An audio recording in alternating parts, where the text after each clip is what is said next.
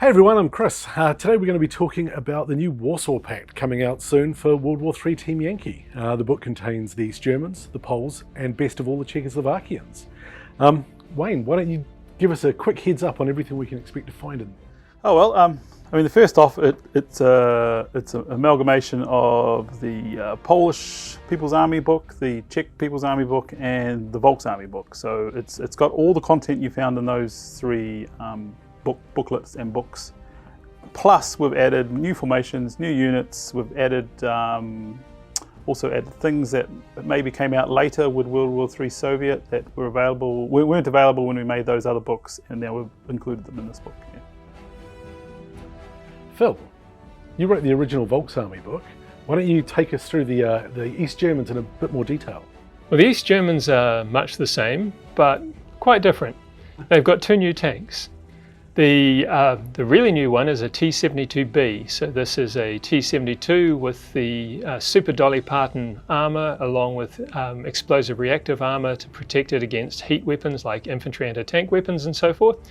Excellent tank, and they can take a formation of those or take them inside their T-72 formations. The other new tank, well, not so new, is the original and quite antique T-55. They used to have the T-55 AM2, which was an upgraded T-55. Now they can also have the original plain Jane T-55. And their T-55 AM2s can have an improvement in that you can have one company as Raketenpanzer, or Raketenpanzer, or however it's supposed to be pronounced. No one's going to judge you for that German, I'm sure. I'm sure everyone will judge me for that German because it's terrible. Germans and non-Germans alike. It's got the AT-10 Stabber missile, so it gives it improved performance, the ability to engage helicopters, and generally a useful addition to your T-55s. In addition, the old T-55s can be retrofitted to your BMP armoured infantry and your BTR motorised infantry units. So if you want the slightly older look and feel, you can go for the original T-55s instead of your T-55 AM2s. There are also 4 new items in the support category. There's the Acacia, which is 152mm artillery to support your 122mm carnations, a useful extra punch there for your artillery, plus more numbers if you want them.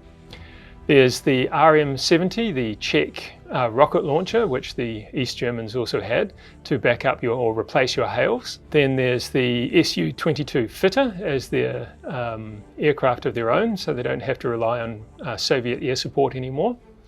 And so the final one is the SA-8 Gecko, the boat, the huge 8-wheeled AA weapon, long-ranged, super heavy AA. Really useful to give your East Germans the punch to knock out helicopters and aircraft at really long range. So that's mostly what you'll see different in the East Germans. So one of the things that's probably worth touching on is a lot of the weapon systems that each of these three nations is used by everyone. What's, in terms of their stats, what is the defining characteristic for the East Germans that makes them different from, say, the Poles and the Czechoslovakia? Well, the East Germans, they've skill 4+ is their key one, I think, yeah, compared to the 5+ say the Soviets. Yeah. Mm-hmm. And I think the Czechs are also 5+, I think. Yeah. So that it makes them they just do things. They just do the tactical stuff a bit better. Yeah. Right. With typical Teutonic efficiency, the Germans decided that since the Russians beat them, they must know what they're doing, and they were going to do the Russian way of fighting properly. So they used Russian doctrine, or Soviet doctrine, better than the Red Army did, because of course they were going to do it right. Alright, so what should we cover next? Poles or Czechoslovakians? Well, the book, the order of the book is the East Germans is first, the Czechs are second, and the Poles are last. Right, so you put the best in the middle. Well, that's your take on it, yes. No bias. So Chris, what's the distinguishing feature of the Czechs? Well, there's lots of them, but they don't get back in their tanks and they don't get out of their foxholes. So they're not that excited about being part of the Warsaw Pact? No, they're not keen on the war. They're there for a good time, they're not there for a long time. One of the things from playing the Czechoslovakians is it's their remount and their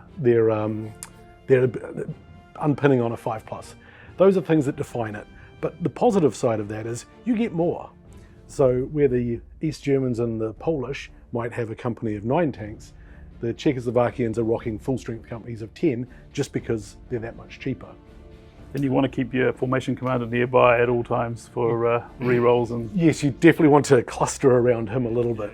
But like the East Germans, they're bringing all the same new toys as well. They've got the up-armoured T-72s, they've got T-55s. They're also bringing in their own RM-70s, which they've had in the past. Rather than the Acacia, they bring the Dana, which is just an awesome piece of equipment. Still in service today, it's that good. It's the 8-wheeled truck-mounted 152 howitzer. Yep. Yeah, truck-mounted 152 howitzer. Just let me repeat that. Truck-mounted 152 howitzer. How cool is that? It is very cool. I think the main change of the modern one is the 155 now. Oh, is it? Yeah. There we go. It also comes with the benefit of having the autoloader rule, which means that it's got a +1 to hit when it's firing its bombardments. So that counters a little bit of the natural lower skill levels that you're seeing from some of the Warsaw Pact forces. Like the East Germans, you've also got the opportunity to not only use your own Su-25s, but you can use Su-22s, which I look at being a tank killer for your general on a budget. It's quite a bit cheaper, comes with some default good rocket options, but can also upgrade to the KH-25 missile that the Su-25 has. It's just not as well armoured, so you probably want to hunt down the enemy's AA before you send it into battle. But the Czechs, is worth mentioning, the Czechs actually had their own Su-25s. Yes. So rather than use Soviet ones like the Poles and the East Germans had to, they actually have their own ones. Yeah. Yep. The other new addition that the Czechoslovakians get is the Praga. That's a wheeled anti-aircraft truck. It's cheap and it's in formation. So it's only got 6 wheels, but it does have twin 37s? Yep. Twin 30s, I think. Twin 30s? Yeah. It does look cool. It does look cool. Its lack of an AA system, though, does mean that it struggles to deal with the fast aircraft zooming around the modern battlefield. But it's great against helicopters. Great against helicopters, in formation, and cheap. Yep. Those are all good things to have. So you're telling me the great thing about the Czechs is... They're cheap. I have a lot of them. What about the Poles, Wayne? Poles are... Unfortunately, the Poles... they didn't get the T-55 with the missiles because they never got... like the Czechs and the East Germans both had T-55 AM2s, or the upgraded T-55s with the actual missile system built into them. They got a certain number of them when they converted the tanks. Mm-hmm. Whether they actually got the missiles or not, who knows? But the Poles never did. They did later, but after the Cold War ended. So I didn't include those for the Poles.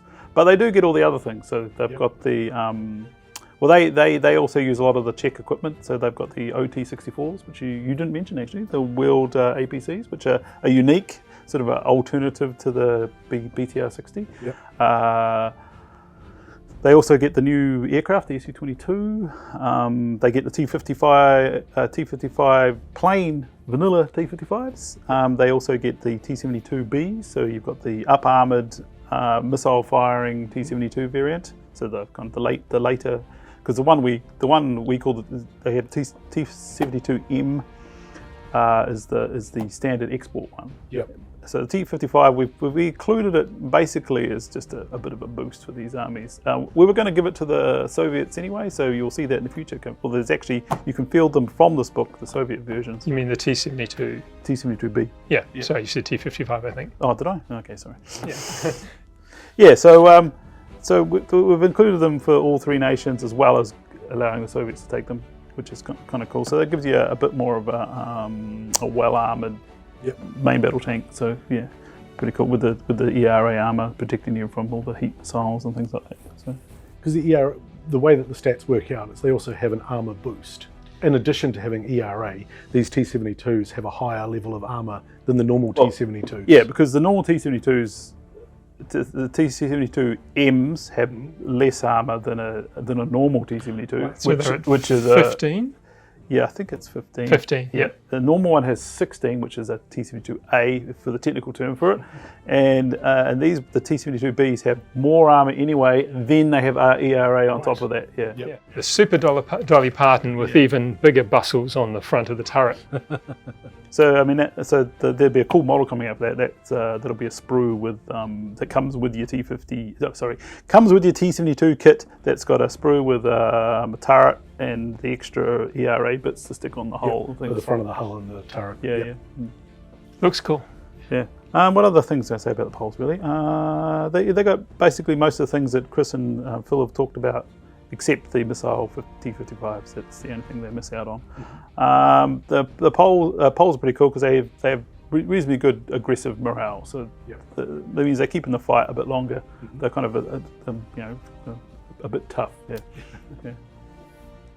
So then the book finishes off with a Soviet section, right? Yeah, so a little Soviet section in the back lets you field a T-72B battalion. Yep. And also allows the Soviets to take the Su-17, which is the Soviet version of the Su-22. So weirdly, with Soviet, when they exported something, they gave it a different name. So the Su-22 is the export version. The Su-17 is the one the Soviet Air Force used. Right. So if you can't fit a flight of Su-25s into your force, you can always look at the Su-17s, as they've got a slightly lower save. Yes. Which means they're slightly cheaper. Yeah, because they're designed as they're not designed as a kind of tough ground attack aircraft like the Su-25 is a deliberately designed vehicle, while these aircraft have been designed in a more multi-role sort of purpose. Yeah. It's worth mentioning about T-72B. The Soviet one, they've got the kind of the top secret latest missile on them, so their missile's a bit more effective. Right. So the missile, both missiles in the T-72Bs all have a range of 48 inches, 120 centimeters, which is pretty long because normally the gun is 80 centimeters, 32 inches. So that's giving you another 40 centimeters of reach. So it's a good thing for sitting back and nailing some of the enemy before they actually get close enough to shoot back at you. Also good for reaching out and touching helicopters. Helicopters loitering around at the back somewhere. Yep. So the normal Warsaw Pact one is anti-tank 21. Yeah. Because it's the I think it's the Songster missile. The Soviet one has the sniper. This is AT-11, and that's anti-tank 22. So you get one more anti-tank. And remember, these are heat as well, so you don't lose that. You don't lose 1 point for long range.